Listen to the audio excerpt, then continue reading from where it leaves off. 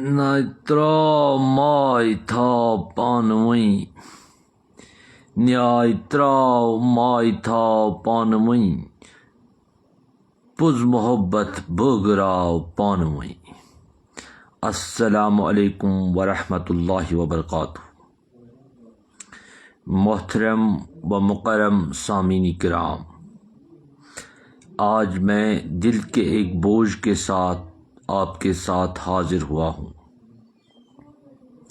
ایک ایسا موضوع جو ہمارے گھروں میں، ہمارے محلوں میں، بلکہ ہمارے ضمیروں میں بھی جگہ بنا چکا ہے، لیکن افسوس ہم سب اس پر خاموش ہیں۔ موضوع ہے یہ شادیوں کا بڑھتا ہوا بوجھ اور معصوم خوابوں کا جنازہ۔ ہاں، یہی وہ تلخ حقیقت ہے جو ہمارے معاشرے کے سینے پر ایک زخم کی طرح چمک رہی ہے۔ کبھی شادی ایک پاکیزہ بندھن تھی، ایک سادہ سا ولیمہ، کچھ رشتہ دار، چند دعائیں اور دو دلوں کا ملاپ، مگر اب یہی شادیاں ایک مقابلہ بن گئی ہیں، نمائش کا میدان، فخر کا زینہ اور قرضوں کا بوجھ بن گیا ہے۔ جہاں کبھی ایک گھر چند ہزار روپے میں آباد ہو جاتا تھا، آج لاکھوں بلکہ کروڑوں خرچ ہونے کے باوجود بھی سکون نہیں، محبت نہیں، برکت نہیں ہوتی۔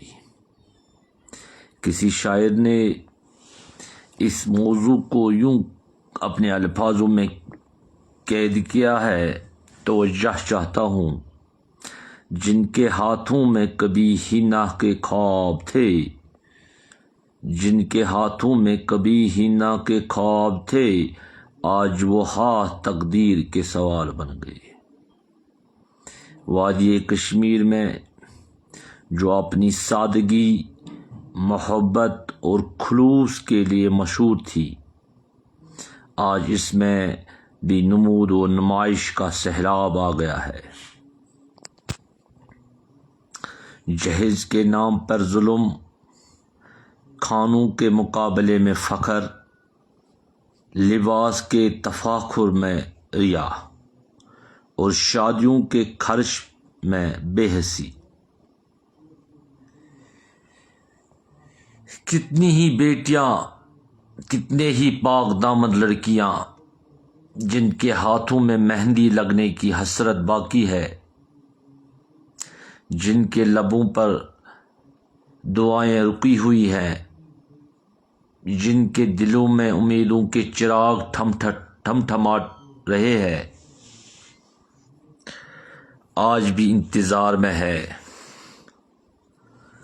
مگر ان کے نصیب کے دروازے پر ہمارے سماج کے رسم و رواج نے قفل لگا دیا ہے۔ کسی کے باپ کی سفید داڑھی میں فکر کی لکیریں گہری ہو چکی ہیں، کسی ماں کی آنکھوں میں نیند غائب ہو گئی ہے، اور کسی بیٹی کی جوانی انتظار میں ہی ماند پڑ گئی ہے۔ بیٹی کی ہنسی میں جو رنگ نہیں، بیٹی کی ہنسی میں جو رنگ نہیں، وہ باپ کی آنکھوں کے سنگ نہیں۔ اس بیٹی کا قصور کیا ہے؟ بس اتنا کہ وہ غریب کے گھر میں پیدا ہوئی، جہاں خواب تو دیکھے جاتے ہیں مگر پورے نہیں کیے جا سکتے۔ اور قصوروار کون ہے؟ ہم، جی ہاں، ہم سب، جو اپنی شادیوں میں اسراف کرتے ہیں، جو بارات کو شان و شوکت کا مظاہرہ کرتے ہیں، جو کھانے کے ضیاع پر ہنستے ہیں اور پھر بھول جاتے ہیں کہ کسی غریب کی بیٹی کا نصیب شاید اسی وجہ سے رکا ہوا ہے۔ اللہ تبارک و تعالی قرآن پاک میں فرماتے ہیں ان المبذرین کانوا اخوان الشیاطین، یعنی جو اسراف کرتے ہیں وہ شیطان کے بھائی ہیں۔ ہم نے اپنی خوشیوں کو دکھوں میں بدل دیا ہے، ہم نے اپنے گھروں کی برکتوں کو زوال میں ڈالا ہے، ہم نے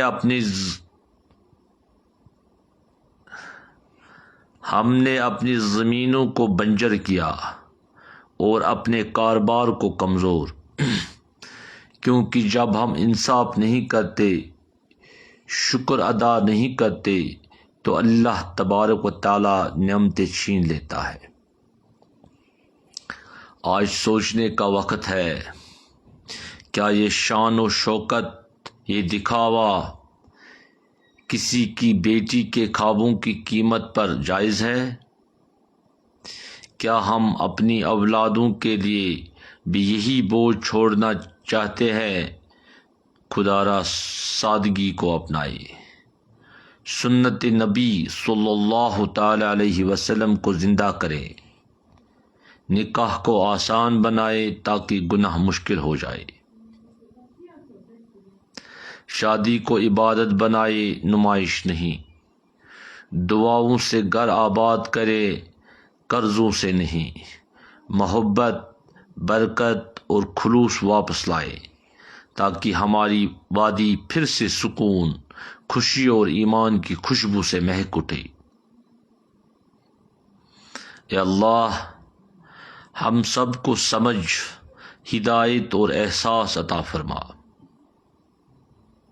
ہمیں اپنی بیٹیوں کے آنسو سمجھنے کی توفیق دے، ہمیں ان کے خوابوں کی قدر سکھا اور ہمارے معاشرے کو سادگی، ایمان اور رحم دلی کے راہوں پر واپس لا، آمین یا رب العالمین۔ محبت کے ساتھ، دعا کے ساتھ اور امید کے ساتھ میں آپ سب سے ادباً یہی گزارش کرنا چاہتا ہوں کہ آئیے آج سے ہم اپنی بیٹیوں کے خوابوں کے محافظ بنیں، نہ کہ ان کے قاتل۔